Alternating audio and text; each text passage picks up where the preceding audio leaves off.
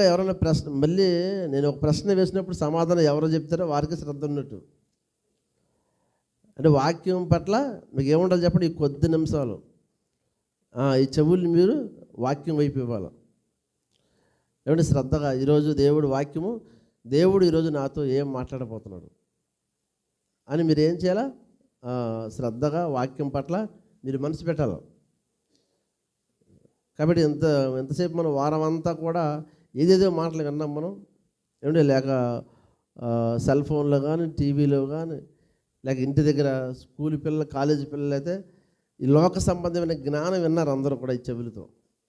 లేక ఎవరెవరో చెప్పిన మాటలు విన్నాం మనం. దేవుని మందిరంలో కొద్దిసేపు అయినా మనం దేవుని మాటలు శ్రద్ధగా వహిస్తే మనకు మన దేహమును కూడా ఆరోగ్యం. దేవుని మాటలు వింటే మనకు దేహానికి స్వస్థత. ఎందుకంటే